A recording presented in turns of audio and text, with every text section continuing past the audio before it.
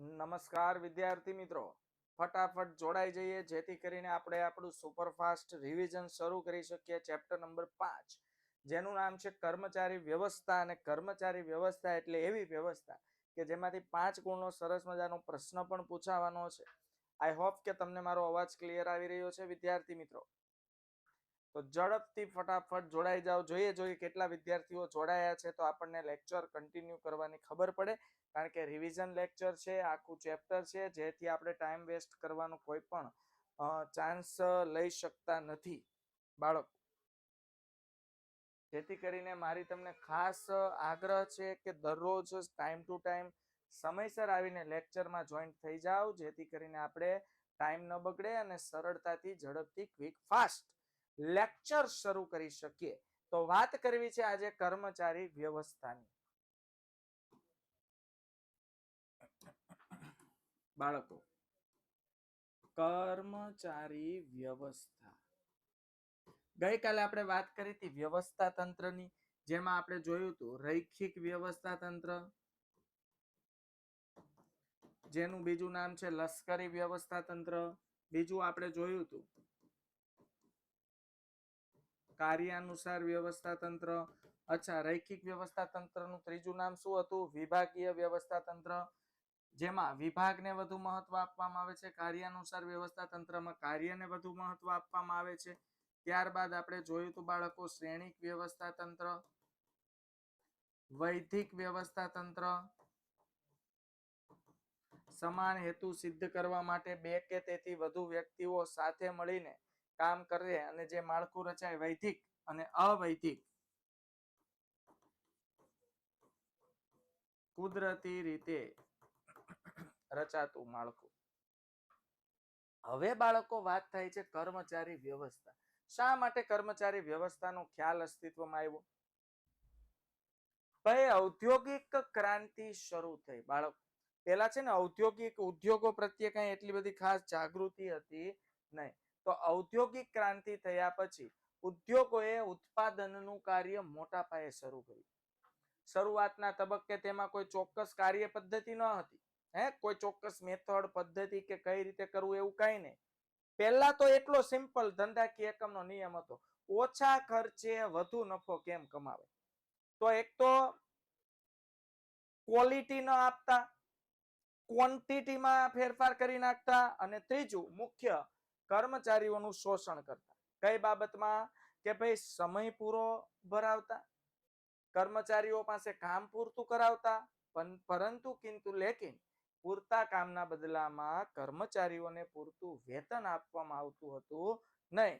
પરિણામે કર્મચારીઓનું શું થયું બાળકો? શોષણ થવાની શું થઈ બાળકો? શરૂઆત થઈ.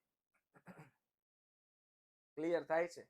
તો ઔદ્યોગિક ક્રાંતિ થયા પછી ઉદ્યોગોએ ઉત્પાદનનું કાર્ય મોટા પાયે શરૂ કર્યું. શરૂઆતના તબક્કે તેમાં કોઈ ચોક્કસ કાર્ય પદ્ધતિ ન હતી. ઓછા ખર્ચે વધુ નફો મેળવવાની પ્રવૃત્તિ શરૂ થઈ. ઓછા ખર્ચે વધુ નફો, અને પરિણામે કર્મચારીઓનું શોષણ થવાનું શરૂ થયું. કારણ કે સ્વાભાવિક છે, 8 કલાકનો પગાર જો 10,000 થતો હોય તો ઓછો ખર્ચ લાવવા માટે ધંધાનો માલિક શું કરતો? 8 કલાકનો 8,000 જ પગાર આપતો. 2,000 રૂપિયા બચતા કર્મચારી દીઠ. તો એ શોષણ કર્મચારીઓનું હતું, પણ ફાયદો કોનો હતો? ધંધાકીય એકમ. પણ સમય બદલાયો. સમય જતા ખબર પડી કે કર્મચારી છે ને એ ધંધાકીય એકમની અમૂલ્ય મિલકત છે. એમ કહેવાય કે ભાઈ તમે તમારા માણસોને સાચવશો તો તમારા માણસો બાકીનું બધું તમારું સાચવી લેશે. કોણ કહે છે? પ્રોફેસર ઉર્વિક.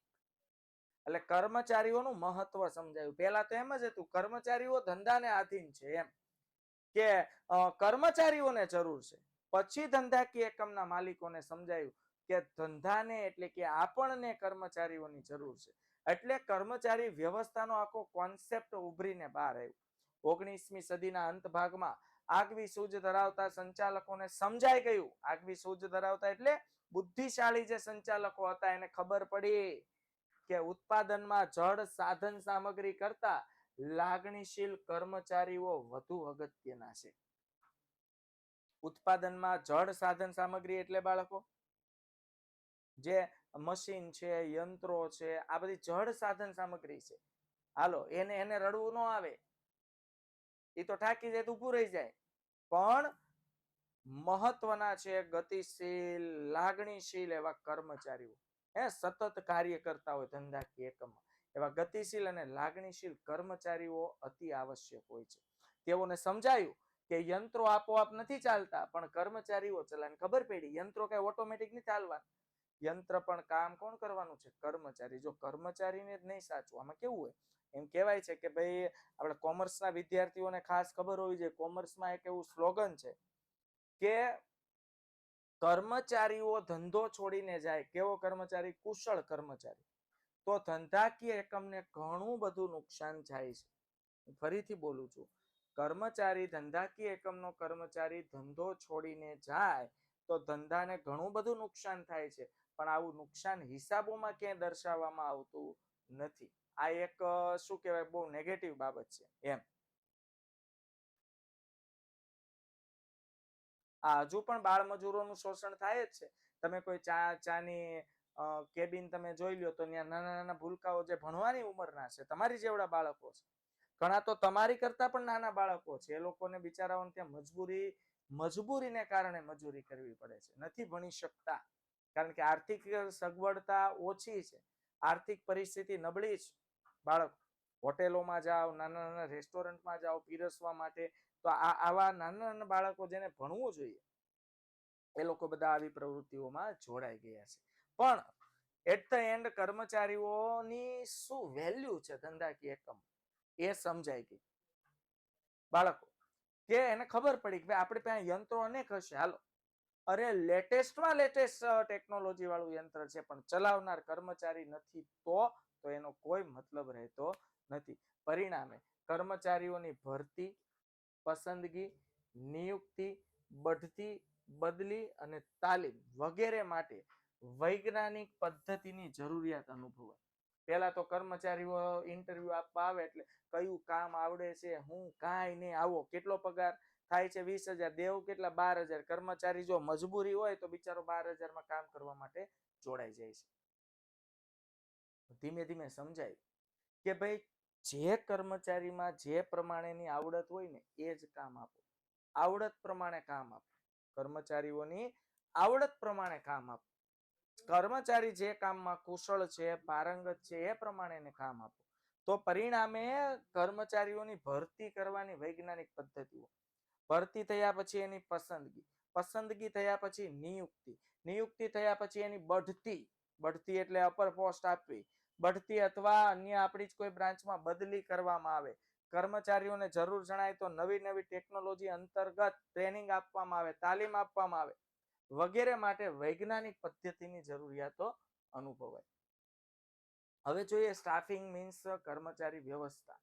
કર્મચારી વ્યવસ્થાનું કાર્ય સંચાલનના અન્ય કાર્યો જેટલું જ મહત્વનું છે. સંચાલનના કાર્યો કયા છે? કે ભાઈ આયોજન, વ્યવસ્થા તંત્ર. ત્રીજું જ કાર્ય આવી જાય છે કર્મચારી વ્યવસ્થા. સમજાય છે? આયોજન, વ્યવસ્થા તંત્ર, કર્મચારી વ્યવસ્થા, દોરવણી અને અંકુશ, આ બધા સંચાલનના કાર્યો છે. એટલે સંચાલનના આ દરેક કાર્યોમાં કર્મચારી વ્યવસ્થાને પણ સ્થાન આપવામાં આવ્યું છે. એટલે સંચાલકોને ખબર પડી ગઈ કે કર્મચારી વ્યવસ્થા એ કેટલું મહત્વનું છે, જેને સંચાલનના મુખ્ય કાર્યોમાં સ્થાન આપવામાં આવ્યું કે તમારે સંચાલન કરવું એટલે આટલા પરિબળો તો ધ્યાનમાં લેવા જ પડે. આયોજન,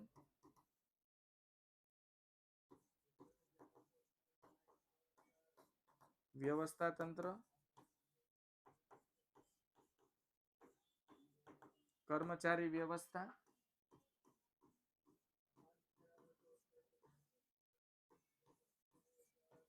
દોરવણી અને અંકુશ. સમજાય છે? તો સંચાલનના જે મુખ્ય કાર્યો છે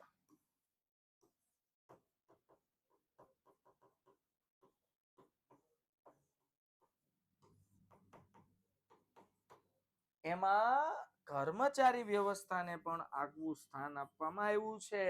એટલે સંચાલનવિદ જે છે, જે સંચાલન કરે છે ધંધાકીય એકમ, એ કર્મચારી વ્યવસ્થાને ખાસ કાળજીપૂર્વક જોવે છે અને કાર્ય કરે છે.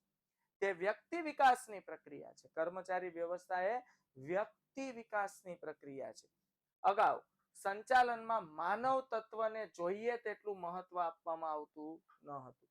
પેલા છે ને વર્ષો પહેલા માણસને એટલું મહત્વ આપવામાં નહોતું આવતું. એને એમ જ હતું કે આ માણસ છે કે ઢોર, બસ એમ કામ કરાવો ગધેડાની જે માણસ પાસે.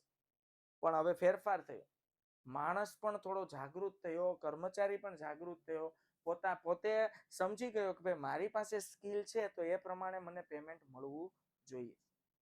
એકમમાં આયોજન શ્રેષ્ઠ રીતે કરવામાં આવ્યું હોય તથા વ્યવસ્થા તંત્રની રચના યોગ્ય રીતે કરવામાં આવી હોય તો કર્મચારી વ્યવસ્થાનું ફળ અચૂક મળતું હોય છે.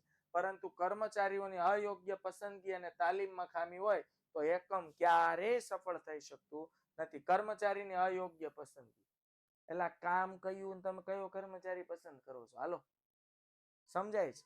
ક્લિયર છે? આપણે સમજો કે ભાઈ કારની મોટી કંપની ચલાવતા આપણે જરૂર છે મેકેનિકલ એન્જિનિયર, અને આપણે મેકેનિકલ એન્જિનિયર નું કામ ઇલેક્ટ્રિકલ એન્જિનિયર ને આપી દીધું, કઈ બાજુથી પાટિયા ભેગા કરવા, તો એ અયોગ્ય પસંદગી કહેવાય. પછી તાલીમમાં ખામી, હાલો આપણે ટ્રેનિંગમાં જ ખામી આપીએ છીએ. કર્મચારીઓ આવ્યો જો આપણા કંપનીથી અપરિચિત છે, આપણી પાસે જે યંત્રો મશીનરી છે એનાથી અપરિચિત છે, તો તાલીમ આપવી જોઈએ. હવે આ જ તાલીમમાં જો ખામી રહી જાય તો એકમ ક્યારે ધંધાકીય એકમ સફળ થતું નથી. એટલે એકમની સફળતાનો આધાર કર્મચારીઓની કામ કરવાની શક્તિ અને વૃત્તિ પર રહેલો છે. યાદ રાખજો, ધંધાકીય એકમની સફળતાનો આધાર કર્મચારીઓની કામ કરવાની શક્તિ અને કર્મચારીઓની વૃત્તિ. હા, કામ કરવાની વૃત્તિ પણ તો હોવી જોઈએ. હાલો, કામ કરવાની તાકાત છે પણ માનસિક રીતે કામ કરવા માટે મજબૂર છે. એટલે એમ પૈસા મળે છે એટલે કામ કરવું છે, બાકી એને કામ કરવું ગમતું નથી એમ. એવું નહીં. જો ધંધો તો જ સફળ થાય કે ધંધાકીય એકમમાં કામ કરતો દરેક કર્મચારી છે, બરોબર બાળકો, તે કર્મચારીઓમાં કામ કરવાની તાકાત એટલે કાર્યક્ષમતા હોય અને વૃત્તિ એટલે પોઝિટિવ હકારાત્મક માનસિકતા હોય, કામ કરવાની લગન હોય, ધગશ હોય, તો જ ધંધાકીય એકમનું સફળ થાય. કર્મચારી વ્યવસ્થા એકમમાં કામ કરતા કર્મચારીઓ સાથે સંબંધ ધરાવતી પ્રક્રિયા છે. કર્મચારી વ્યવસ્થા એટલે ધંધાકીય એકમમાં કામ કરતા કર્મચારીઓ સાથે સંબંધ ધરાવતી પ્રક્રિયા. હાલો, કર્મચારી વ્યવસ્થાની લાક્ષણિકતા જોઈએ બાળકો. પહેલું લક્ષણ છે સંચાલનનું અગત્યનું કાર્ય. આવ્યું. સંચાલનના અન્ય કાર્યો જેવા કે આયોજન, વ્યવસ્થા તંત્ર, કર્મચારી વ્યવસ્થા, બાળકો દોરવણી અને અંકુશની જેમ કર્મચારી વ્યવસ્થા એ પણ સંચાલનનું અગત્યનું કાર્ય છે. કાયમી પ્રક્રિયા. કર્મચારી વ્યવસ્થા કે એક વખત કર્મચારીની તમે નિયુક્તિ કરી લ્યો એટલે કઈ અટકી જતું નથી. કર્મચારી વ્યવસ્થા એ બાળકો કાયમી પ્રક્રિયા છે. કર્મચારી વિના એકમનું અસ્તિત્વ શક્ય નથી. એકમની પ્રવૃત્તિઓ જ્યાં સુધી ચાલુ રહેશે ત્યાં સુધી કર્મચારીઓ રહેશે અને કર્મચારી વ્યવસ્થાનું અસ્તિત્વ પણ રહેશે. બાળકો, કર્મચારી વિના એકમનું અસ્તિત્વ શક્ય જ નથી. એકમની પ્રવૃત્તિઓ જ્યાં સુધી ચાલુ રહેશે, એટલે જ્યાં સુધી ધંધાકીય એકમમાં વિવિધ પ્રકારની પ્રવૃત્તિઓ શરૂ રહેશે ને ત્યાં સુધી ધંધાકીય એકમમાં કર્મચારી વ્યવસ્થાનું પણ સ્વરૂપ અસ્તિત્વમાં રહેશે. બાળકો, માનવ સંબંધો સાથે નિસ્બત એટલે માનવ સંબંધો સાથે જેને કહેવાય કે નિસ્બત એટલે સંબંધ. કર્મચારી વ્યવસ્થા એ માણસ સાથે જોડાયેલું છે.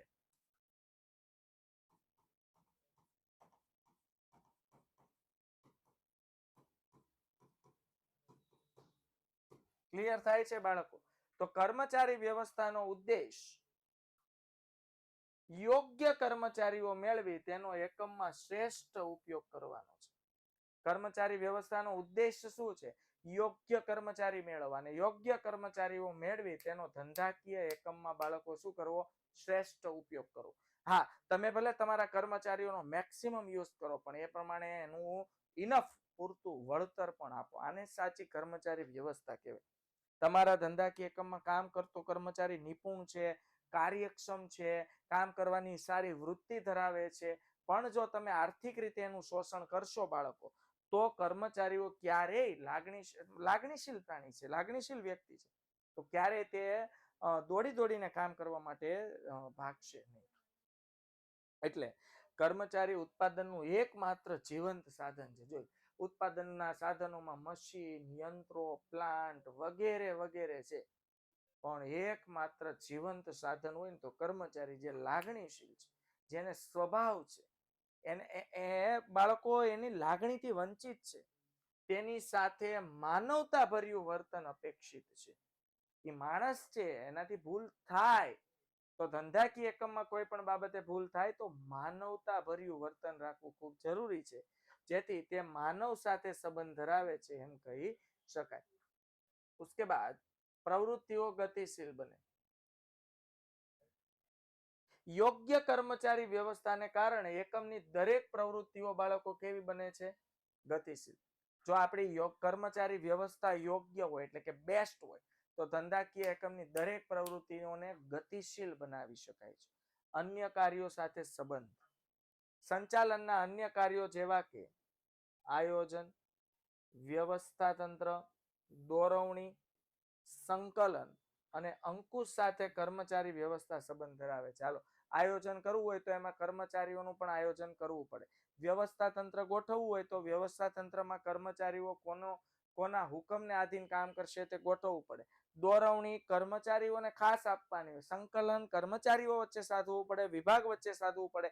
અંકુશ કર્મચારીઓના કાર્ય પર થવું જોઈએ, દેખરેખ થવી જોઈએ. બાળકો સમજાય છે? વિસ્તૃત પ્રવૃત્તિ.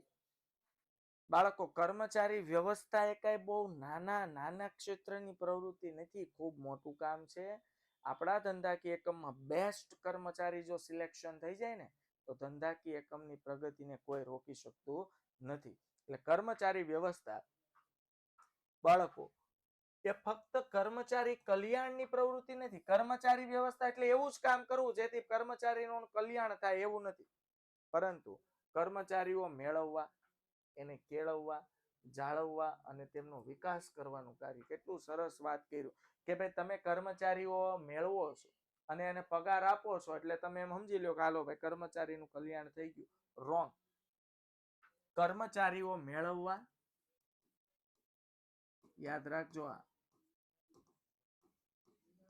પછી એને કેળવવા, કેળવણી આપી એને સ્માર્ટ બનાવવા, હોશિયાર બનાવવા, કાર્યક્ષમ બનાવવા, એને જાળવવા. જાળવવા મીન્સ સાચવવા. અને એનો શું થાય? વ્યક્તિગત વિકાસ થાય.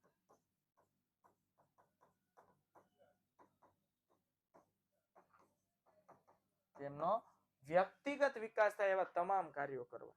એને જાળવવા, એને સાચવવા પડે. કર્મચારી છે, ઘણા ધંધાકીય એકમો મેં એવા જોયા છે કે જેના કર્મચારીઓને બહુ સાચવે છે. બાળકો જરૂર જણાય ત્યાં બોનસ આપે છે, જરૂર જણાય ત્યાં પિકનિક પર લઈ જાય છે, જરૂર જણાય ત્યાં નાસ્તાઓ જમણવારના આયોજન કર્યા કરતા હોય છે. આવા તો બાળકો સાચવવા મીન્સ કે એ માણસ છે, તમે એને ધંધાકીય એકમમાં પણ જો પરિવાર જેવું વાતાવરણ પૂરું પાડશો તો કર્મચારી હોશે હોશે કામ કરશે. યસ, ટાટા જેવી કંપની છે, રિલાયન્સ જેવી કંપની છે, પોતાના વેલ્યુએબલ કર્મચારીઓને સાચવવા માટે બાળકો રેસિડેન્શિયલ હાઉસ પ્રોપર્ટી આપે છે. રહેઠાણ માટેનું ફર્નિશ્ડ એકોમોડેશન એટલે રહેઠાણ માટેનું ફર્નિચર વાળું ઘર આપે. વિચારો, ઘણા મોટા હેવી જે કંપનીના સીઈઓ હોય ને એને તો આલિશાન વિલા જેવું મકાન આપે, જેમાં સ્વિમિંગ પુલ ને ગાર્ડન ને આપણે ખુદ બનાવીએ તો એવું મકાન ન બનાવીએ એવા કંપની પ્રોવાઈડ કરતી હોય છે. કારણ આવું કરવાનું કારણ શું? પોતાના ખબર પડી ગઈ છે કે આવા વેલ્યુએબલ કર્મચારીને લીધે જ આપણી ભક્તિ ચાલે છે, નહીંતર આ દુકાન ક્યારની બંધ થઈ જાય. તો હવે એ લોકો કર્મચારીઓને સાચવતા ખબર છે કે વેલ્યુએબલ કર્મચારી હોય ને એની બધે જ ડિમાન્ડ હોય. યાદ રાખજો. હા, જો યસ, વેદાંત નિવાસ સૌજીભાઈ ધોળકિયા છે આપણે, બરોબર, એ હરે કૃષ્ણ ડાયમંડ એક્સપોર્ટ કંપની ચલાવે છે. કર્મચારીઓને બહુ સાચવે છે. નવરાત્રીના ફંક્શન હોય તો જમણવાર, નવરાત્રીનું આયોજન કરતા હોય છે. કર્મચારીઓના બા બાપુજી હોય, બાળકો મમ્મી પપ્પા ત્યાં કામ કરતા જે કર્મચારી હોય એના મમ્મી પપ્પાને તીર્થધામ 4 ધામની યાત્રાએ લઈ જાય છે, હરિદ્વાર, ગોકુળ, મથુરા બધે. એ ઉપરાંત કર્મચારીઓને કાર આપવી, કર્મચારીઓને સોના ચાંદીના દાગીનાઓ આપવા, કર્મચારીઓને કાર, મકાન, ફ્લેટ આપવા, આવા ઘણા બધા કામ કરી રહ્યા છે. શું કામ? એને ખબર છે કે વેલ્યુએબલ, અને બાળકો એમાં હીરા સાથે જોડાય ને, હીરાનું કામ દરેકને નથી આવડતું. એટલે હીરાનું જે કામ કરતા હોય ને એને રત્ન કલાકાર કહેવાય. ઘણા એમ કે હીરાવાળા નું સારું લાગે, રત્ન કલાકાર છે, કલાકાર છે ખરેખર. અત્યારે જુઓ આફ્રિકા વાળા કેવી ચાલબાજી રમી રહ્યા છે. એને ખબર પડી ગઈ છે કે આપણી પાસે તો હીરાની ખાણ છે. હવે સુરત વાળા હવે જો હીરા ઘસવા હોય તો આફ્રિકા પાસેથી રફ લેવા આવવું પડે. એટલે આફ્રિકાએ શું કીધું કે અમે તમને રફ આપશું પણ એક શરત, એ કે આપણે એવી ડીલ કરવાની કે ભાઈ થોડીક રફ તમે અહીંથી લઈ જાઓ અને અમારા આફ્રિકાના જે માણસો છે એને તમે હીરાનું પોલિશિંગ ને ઘાટ કરતા શીખવાડો. તો સિમ્પલ વસ્તુ છે. હવે આફ્રિકાના લોકો જો હીરા ઘસતા થઈ જાય પછી શું આપણને રફ આપશે? એટલે એ લોકોને ખબર છે કે હીરા ઘસુની વેલ્યુ શું છે. પણ હવે સમય સંજોગોને આધીન જે થશે આપણે ભવિષ્યમાં જોશું બાળકો. પણ કહેવાનો મતલબ કર્મચારીની વેલ્યુ તો લોકોને સમજાઈ ગઈ છે કે કર્મચારીઓને સાચવો. વેલ્યુએબલ કર્મચારી હોય ને એની બધે જ ડિમાન્ડ હોય, યાદ રાખજો. આવડત વાળો, કુશળ, ધગશ વાળો, લાગણીશીલ, મહેનતુ, કાર્યક્ષમ કર્મચારી હોય ને એની દરેક ધંધાકીય એકમને જરૂર હોય. તો તમે અહીંથી એને ના પાડશો તો એ બીજે જાય, બીજા 5,000 વધુ આપશે પગાર. તો તમારે એને જાળવવો પડશે, એને સાચવવો પડશે, એને કેળવવો પડશે. એ કઈ રીતે તમે કરશો? એ કર્મચારી વ્યવસ્થામાં સમાવેશ થાય છે. એટલે બહુ વિસ્તૃત પ્રવૃત્તિ છે. માત્ર ખાલી કર્મચારીઓની નિમણૂક કરી લીધી, પગાર આપી દો છો ટાઈમ ટુ ટાઈમ એટલે તમારું કામ પતી જતું નથી. એક વખત કર્મચારી તમે મેળવી લ્યો છો પછી એને કેળવો, જાળવો અને તેમનો વિકાસ કરવાનું કાર્ય કરો. પછી આવે છે મૂડી ખર્ચ કે રોકાણ. કર્મચારીઓની વૈજ્ઞાનિક ઢબે ભરતી થવી જોઈએ, પસંદગી થવી જોઈએ. તાલીમ, ટ્રેનિંગ અને વિકાસ માટે કરેલ ખર્ચ એ ધંધાનો ખર્ચ ન ગણતા મૂડી રોકાણ ગણવું. બાળકો, જેમ કે હું હંમેશા વિદ્યાર્થીઓને એમ કહેતો હોય કે અત્યારે વિદ્યાર્થી જે છે કોઈ પુસ્તક ખરીદે, પેન પેન્સિલ ખરીદે કે કોઈ પણ વસ્તુ ભણવા રિલેટેડ શૈક્ષણિક વસ્તુ ખરીદે,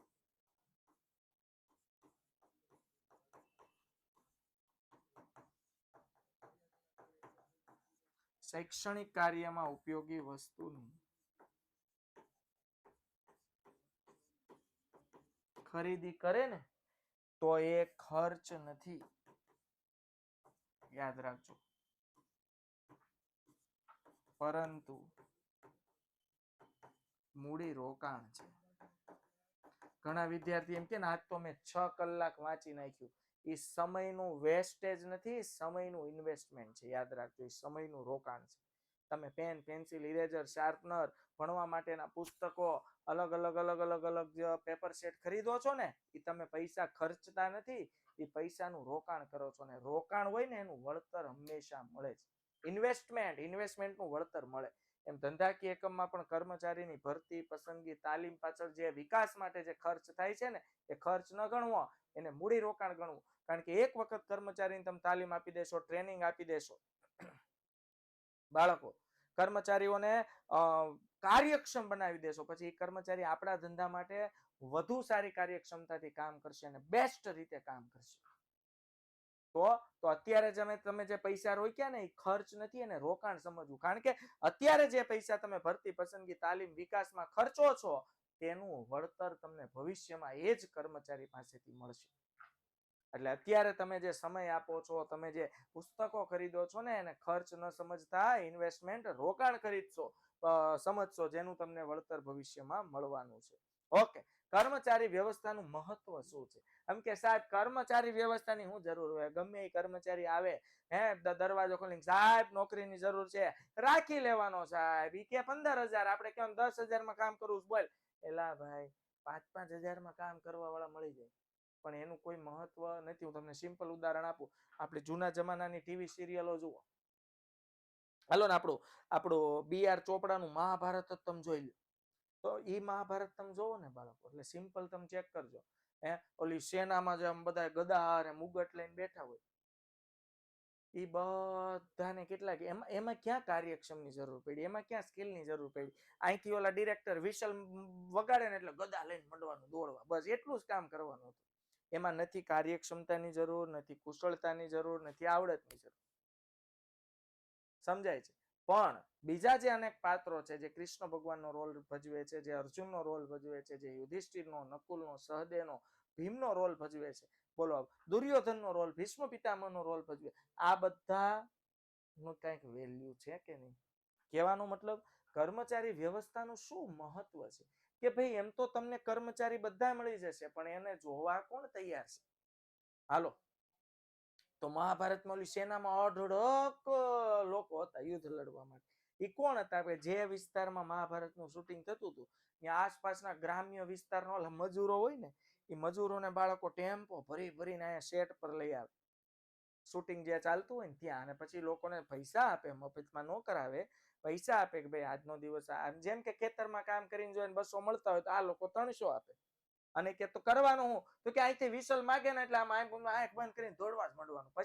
પછી કે જો તમને એમ કહું કે ભાઈ તમારી બાજુ કેમેરો આવે, તમારે આમ ગદાથી રમતો કરવાની, સમજાય? આમ તમે જોજો ઘણા સીન એમ જો ને તમને એમ લાગે આ ગદાથી યુદ્ધ લડે છે કે ગદાથી આમ ગદાને ટચ કરીને ઓલા રણકારો વાગે એમ ટચ કરીને પછી સાંભળે આ અવાજ આવે છે, એમ સમજાય છે? એટલે કહેવાનો મતલબ શું છે કે બેસ્ટ કર્મચારી હોય ને તો ધંધાકીય એકમનું બેસ્ટ કામ નીકળે. બાકી તમે ગમે એમ કર્મચારીની ભરતી કરો તો ધંધાકીય એકમને કોઈ ફાયદો નથી. એમ એ સિરિયલમાં કેટલા બધા કર્મચારીઓ હતા, પણ જોવા માટે તો લોકો કોને જોવા માટે આવતા હતા? મેન મુખ્ય પાત્રો, એમ. એટલે સંચાલનમાં કર્મચારી વ્યવસ્થાનું ખૂબ આગવું મહત્વ છે. સંચાલનના ક્ષેત્રમાં કર્મચારી સંચાલન એક આગવું સ્થાન ધરાવે છે. જેમ જેમ ઉદ્યોગોનો વિકાસ થતો ગયો તેમ તેમ તેનું મહત્વ વધતું ગયું. કર્મચારીઓ વિનાનું વ્યવસ્થા તંત્ર એ આત્મા વગરના હાડપિંજર જેવું છે, યાદ રાખજો. જે ધંધાકીય એકમમાં કર્મચારી નથી, જેમ કે આ આત્મા વિનાનું હાડપિંજર, એટલે આમાંથી આત્મા નીકળી જાય તો પછી આ શરીરનો કોઈ મતલબ રહેતો નથી. પછી એને પંચભૂતિમાં શું કરી દેવામાં આવે છે? વિલીન કરી દેવામાં આવે છે. આત્મા વગરનું હાડપિંજર, પછી તમે એને મારો, કૂટો, પીટો, એને શું ફરક પડવાનો છે? હાલો, આત્મા જ નથી, શરીરને પછી ફરક શું પડો? એ તો જળ તત્વ બની ગયું. કહેવાનો મારો મતલબ એટલો જ છે કે ધંધાકીય એકમમાં પણ કર્મચારીઓ, 1 મિનિટ બાળકો,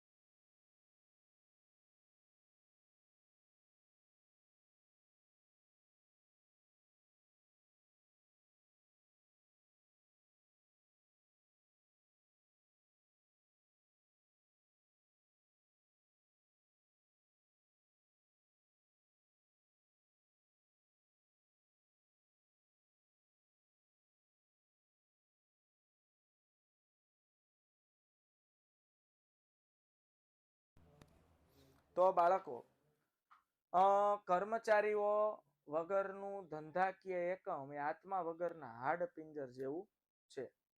ક્લિયર થાય છે? ઓકે. હા બેટા, પ્રિન્સ મકવાણા રિવિઝન છે. હવે રિવિઝનમાં જો તું ધીમે ભણાવવાની આશા રાખ તો પછી મારે તારું શું કરવું બોલ કે તું?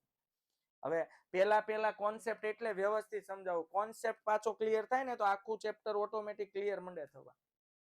હવે આપણને પછી 3 વાર ને 10 વાર ભણાવે જો ન ભેગું થતું હોય તો પછી આપણે આપણો વિકલ્પ ખુદ શોધવો પડે બેટા, હો ને પ્રિન્સ? હા, એટલે એવું છે. હા, તો શું કહે છે?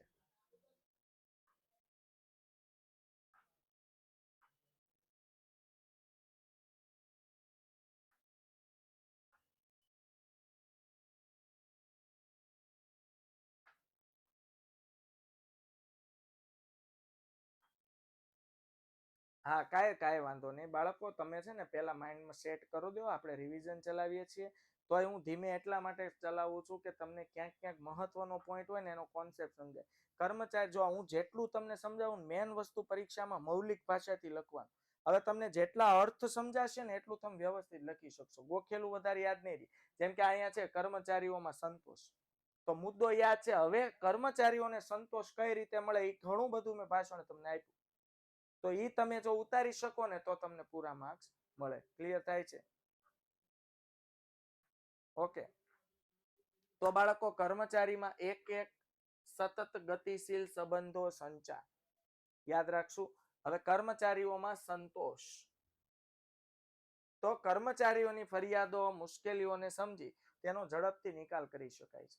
બાળકો કર્મચારી વ્યવસ્થાથી ફાયદો શું થાય? હવે કર્મચારી છે, માણસ છે, કોઈ પણ બાબતે કોઈ સમસ્યા આવી ઊભી રહી જાય તો એનો સરળતાથી નિકાલ લાવી શકાય. એની ફરિયાદો કર્મચારી છે ધંધાકીય એકમમાં કામ કરતી વખતે કંઈક નવી ફરિયાદો આવતી જતી હોય છે, નિકાલ લાવી શકાય. એકમના કાર્યોનું યોગ્ય આયોજન અને તે કાર્યની યોગ્ય વહેંચણીને કારણે કર્મચારીઓમાં સંતોષની લાગણી ઊભી થાય છે.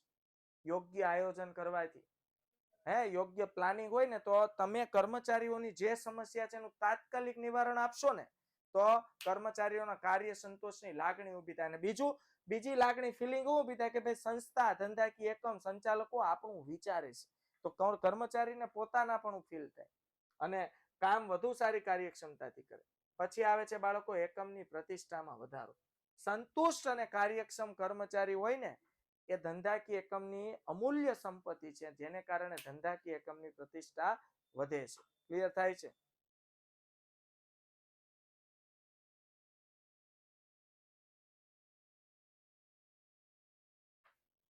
તો આપણે એક લેક્ચરમાં આખું ચેપ્ટર નથી લઈ લેતા બેટા,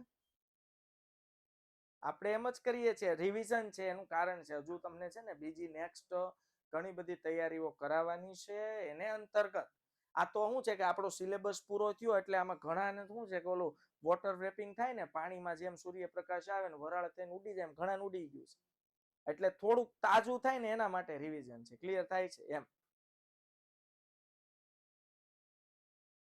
ઓકે,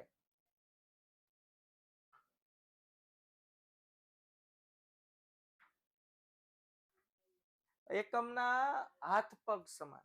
હવે સ્વાભાવિક છે કર્મચારી વિનાનું ધંધાકીય એકમ એ આત્મા વિનાના હાડપિંજર જેવું છે. હવે આપણા શરીરમાં આત્મા જ ન હોય તો હાડપિંજર સ્થિર જડ ચેતન તત્વ થઈ ગયું. એમ ધંધાકીય એકમમાં પણ જો કર્મચારી ન હોય, એટલે કર્મચારી ધંધાકીય એકમના હાથ પગ છે, તો ધંધાકીય એકમ ચાલવાનું બંધ કરી દે, ઊભું રહી જાય ધંધાકીય એકમ. ક્લિયર?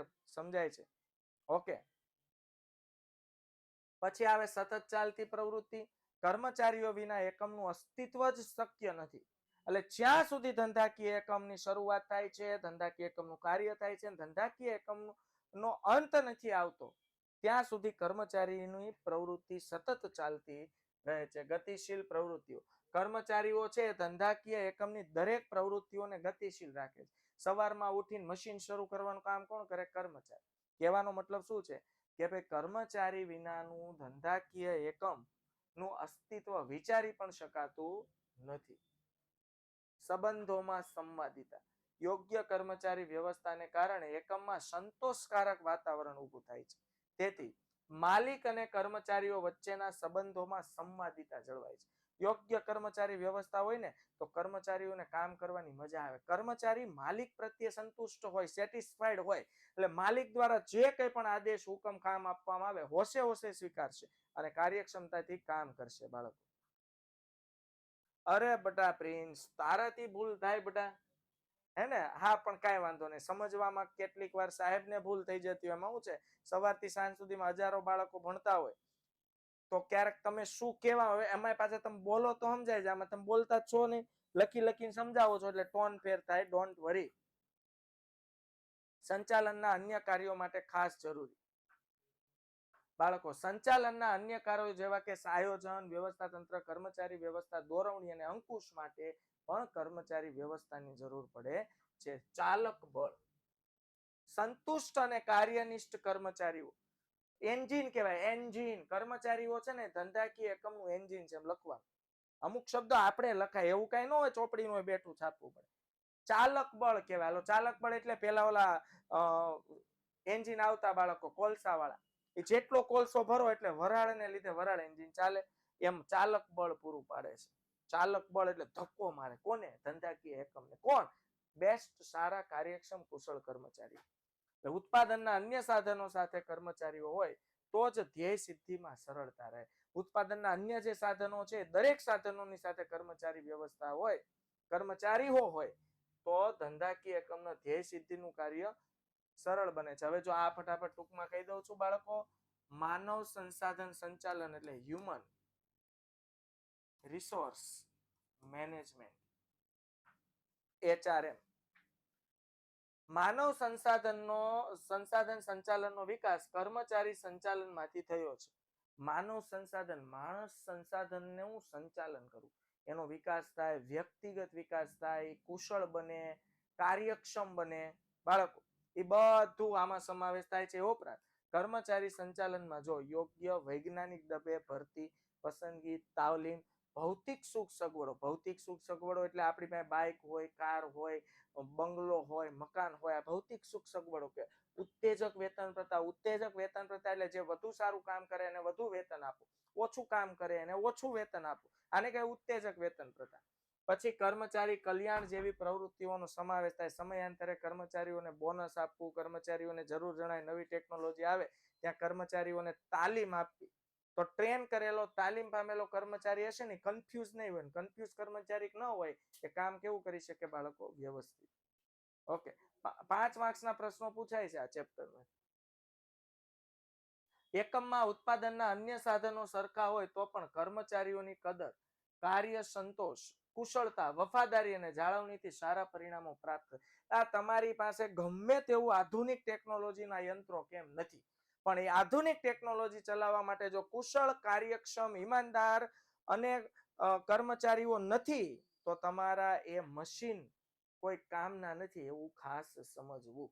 એટલે ધંધાકીય એકમ પાસે અન્ય ગમે તેટલા સંસાધનો સારા હોય, ગમે તેવી લેટેસ્ટ સારી ટેકનોલોજી હોય, પણ કર્મચારીઓ તો જે છે એની જાળવણી કરવી એ આપણે ક્યારે ભૂલવું જોઈએ નહીં. કારણ કે સારી ટેકનોલોજી ચલાવવા માટે પણ બેસ્ટ સારા કર્મચારીઓની જરૂર છે.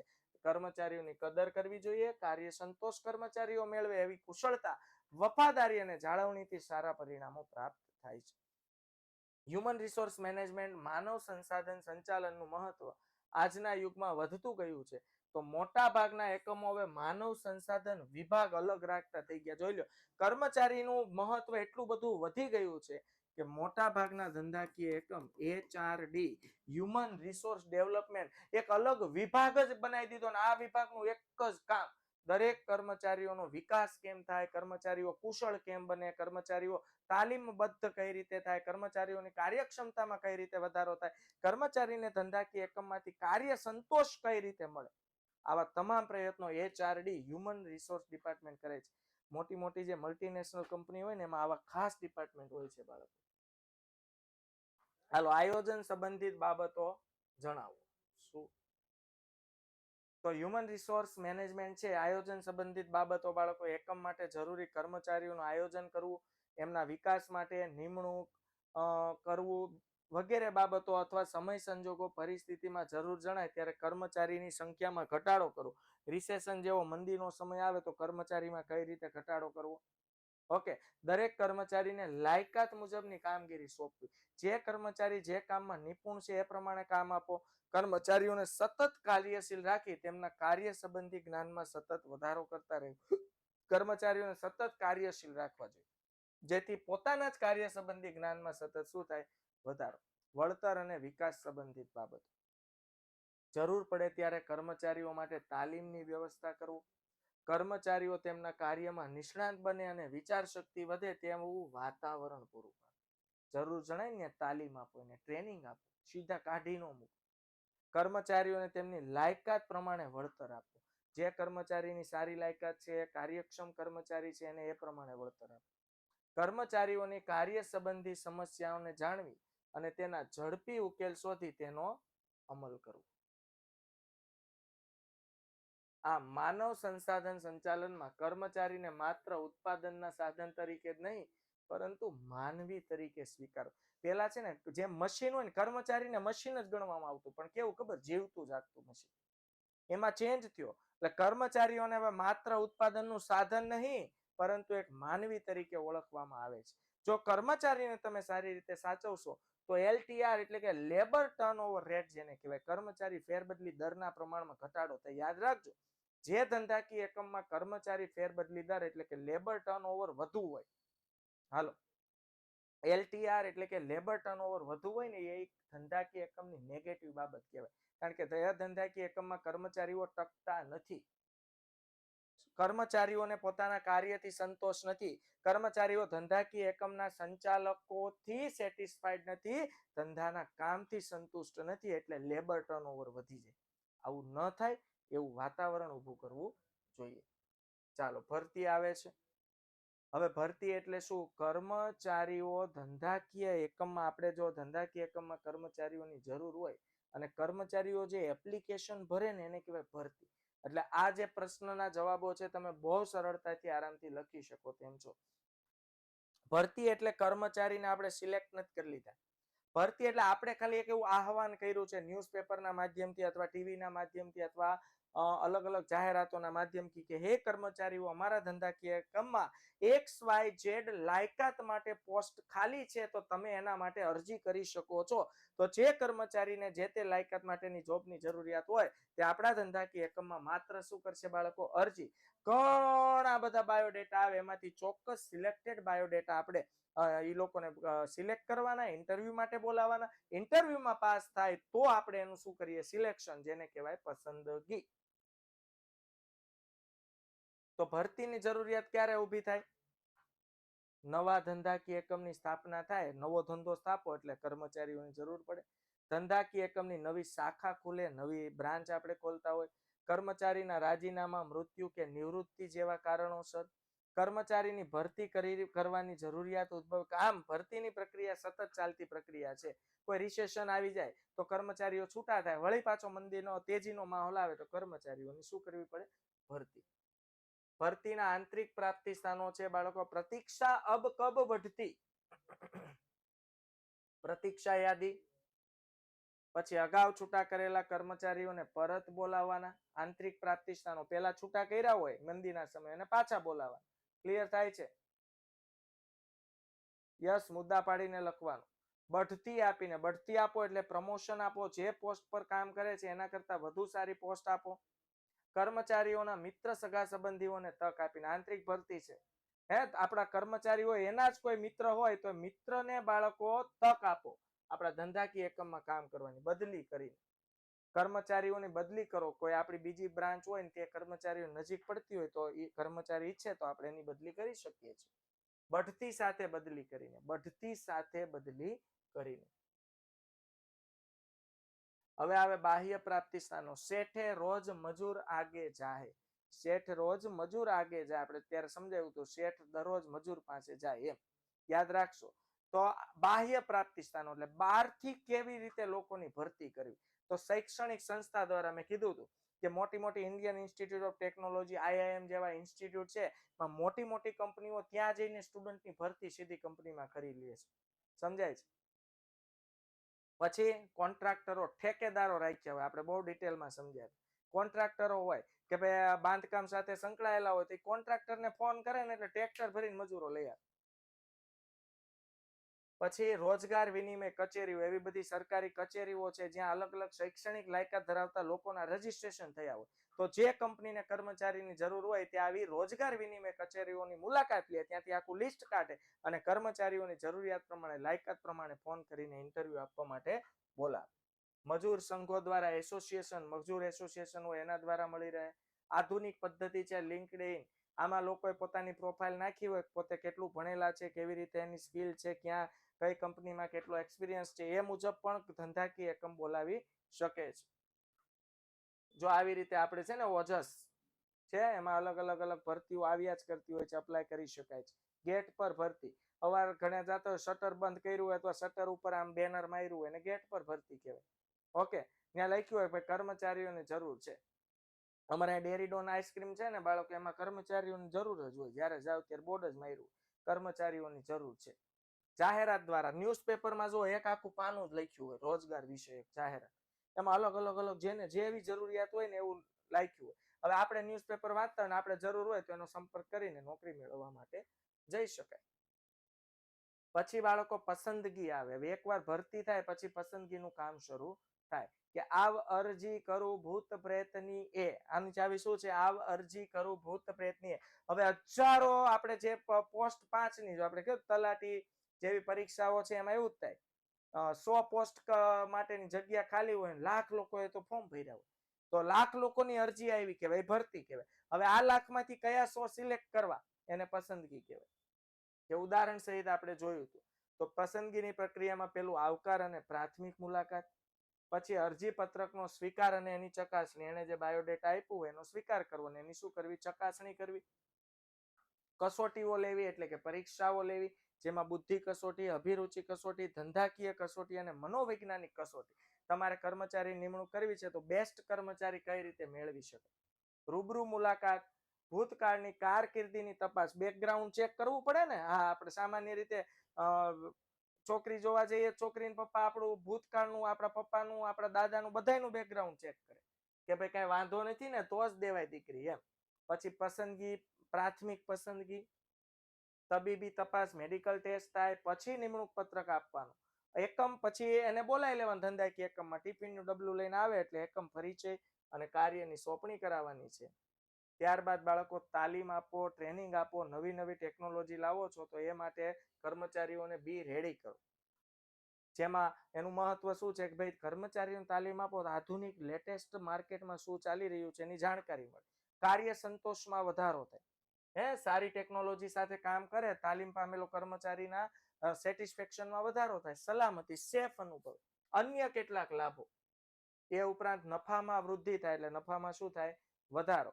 ખર્ચમાં ઘટાડો થાય. તાલીમ પામેલો કર્મચારી કામ ઓછું બગાડે. કર્મચારી ફેરબદલી દરમાં ઘટાડો થાય. લેબર ટર્નઓવર ઘટે. કાર્યક્ષમ કર્મચારી હોય, સંતુષ્ટ કર્મચારી હોય તો. અને કર્મચારીઓનો શું થાય? વિકાસ. હવે બાળકો છે વિકાસ એટલે શું તેનું મહત્વ. 21/7/10 તો કર્મચારીઓનો વિકાસ થાય તો ધંધાકીય એકમનો વિકાસ થાય. વિકાસ કાર્યો દ્વારા ભવિષ્યમાં આવનાર જે પરિવર્તનો છે ધંધામાં સમાવેશ કરી શકાય. કર્મચારીઓને એ બાબતે ટ્રેન કરી શકાય. સમસ્યાઓનું સમાધાન, સાધનોનો મહત્તમ ઉપયોગ, તણાવમાં ઘટાડો, ટેકનિકલ જ્ઞાનમાં વધારો. સંતુષ્ટ કર્મચારી હોય ને એનો સ્ટ્રેસ નો હોય, કારણ કે એના કામથી ખુશ હોય. નવા સંશોધનો તેમજ ખ્યાલોથી સુસજ્જ રાખવા. નવા ટેકનોલોજીકલ જે કંઈ પણ સંશોધનો થાય છે એના ખ્યાલથી સુસજ્જ રાખવા. નિરીક્ષણ અસરકારક. પછી બાળકો તો આ રીતે હા પ્રિન્સ, ઓકે. હા, આપણે એ પ્રમાણે કામ કરશું. હા, તો આશુતોષ સાહેબ તમે મને વોટ્સએપ કરજો એટલે હું તમને નંબર આપીશ. ઓકે, તમે પૂછી લેજો. ડન.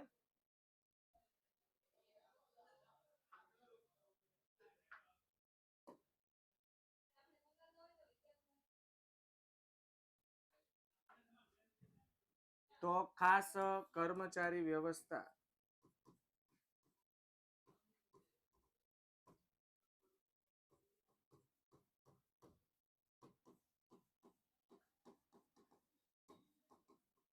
ઓકે, રિવિઝન છે બાળકો, ખાસ ધ્યાન રાખજો.